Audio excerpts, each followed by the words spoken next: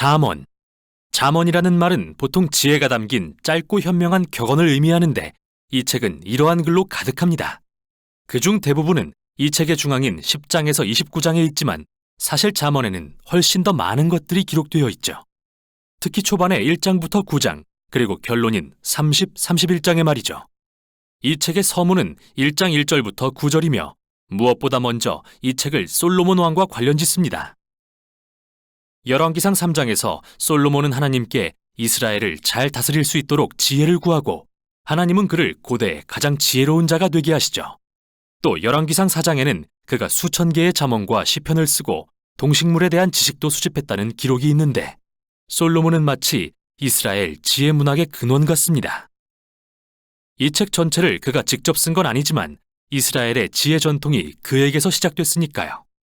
서문은 이 책을 읽음으로써 여러분도 지혜를 얻을 수 있다고 말합니다. 우리는 대부분 지혜라고 하면 지식을 떠올리지만 히브리어로 호크마의 뜻은 단순한 정신적 활동 이상으로 실질적 행동도 가리킵니다. 즉, 기술이나 응용 지식에 가깝죠. 출애굽기 31장에 이스라엘의 예술가와 장인이 호크마를 지니고 있다고 기록된 이유가 바로 이겁니다. 따라서 이 책의 목적은 여러분이 하나님의 세계에서 잘 살기 위한 실질적 기술들을 익히도록 돕는 것이죠. 또한 서문은 또 다른 핵심 주제와 관련이 있는데 바로 여호와를 경외하는 것입니다. 여기서 경외란 두려움이 아닌 하나님에 대해 존경과 외경심을 갖고 우주에서 자신의 위치를 깨닫는 것입니다. 즉, 나는 하나님이 아니며 선악과 옳고 그름을 판단하는 주체가 아님을 인지하는 도덕적인 마음가짐입니다. 오히려 하나님 앞에서 자신을 낮춰 하나님이 정의하신 옳고 그름을 인정하는 것이죠. 설령 그게 마음에 들지 않을 때라도요. 이제 서문이 끝나고 본문 첫 부분인 1장부터 9장으로 넘어가는데요. 이 부분에도 짧은 한 줄짜리 격언은 없습니다. 오히려 아버지가 아들에게 주는 10가지 교훈이 담겨 있죠. 지혜의 소리를 듣는 법과 여호와를 경외하며 살아가는 방법을 가르칩니다. 즉, 선을 행하고 진실되며 관대하게 살 때 성공과 평안으로 인도하신다는 것을 말이죠. 또한 아버지는 아들에게 어리석고 악하며 바보 같은 결정을 하지 말라고 경고합니다. 이는 결국 이기심과 교만을 낳고 멸망과 수치로 이끌기 때문이죠. 그러므로 아들은 지혜를 구하고 여호와를 경외하는 것을 인생 최고의 목표로 삼아야 합니다. 그리고 이런 사고방식은 잠언 전체의 도덕적 논리를 구성하고 있죠. 이렇게 아버지의 이 10가지 교훈은 성경의 지혜 문학이 무엇이며 성경의 다른 책들과 어떻게 다른지 단서를 제공합니다. 이 책은 하나님이 지으신 세상에서 잘 사는 법을 탐구하고 있지만 지혜란 모세가 시내산에서 받았던 율법과는 다르며 하나님이 백성에게 주시는 신성한 음성인 예언과도 다릅니다. 오히려 지혜 문학은 하나님의 백성이 세대를 거치며 쌓은 통찰력으로 하나님과 타인을 존중하며 사는 방법을 가르쳐주죠. 그래서 잠언을 통해 지혜에 대한 인간의 말이 하나님의 말씀과 지혜로 모여지고 이게 1장부터 9장의 또 다른 내용과 연결됩니다. 지혜라는 여인의 시 4편이 있습니다. 여기서 지혜는 여인으로 의인화되는데 그녀는 사람들에게 주목하고 그녀를 찾으라고 소리칩니다. 지혜가 말하길 자신은 우주와 함께 짜여있기 때문에 지혜로운 결정을 하는 사람들은 언제나 그녀를 필요로 한다고 합니다.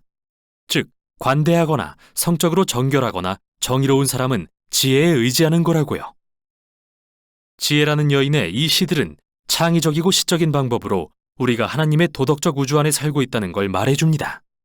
선과 정의란 객관적인 실제이며 이를 무시하는 것은 우리의 책임이라는 것을 말이죠. 그러므로 여호와를 경외하며 지혜롭게 사는 것은 우주와 결을 맞추는 것이죠. 이렇게 아버지의 교훈과 지혜라는 여인의 시가 만나 이 책이 어떤 의미를 갖는지 분명히 알려줍니다. 여러분은 단지 좋은 조언을 읽는 게 아니라 선조들로부터 지혜를 배우라는 하나님의 초청을 읽는 것이라고요. 이 책의 다음 부분인 10장부터 29장에는 수백 개의 고대 잠언이 나오는데요. 지혜와 여호와를 경외하는 태도를 삶의 모든 영역에 적용하죠. 가족, 직장, 이웃, 우정, 성, 결혼, 재정, 분노, 용서, 술, 빚 등 모든 영역에요. 그리고 이 잠언들은 1장부터 9장의 가치체계로 걸러진 것들이며 한결같이 매우 짧고 기억하기에 쉬운 것들인데요. 사실 이 부분은 인생의 여정에서 다시 보고 또 보며 참고할 수 있는 내용으로 쓰인 것이죠. 이제 중요한 문제는 이 잠언을 어떻게 읽을 것인가입니다. 먼저 모든 잠언은 본질적으로 개연성에 대한 것입니다.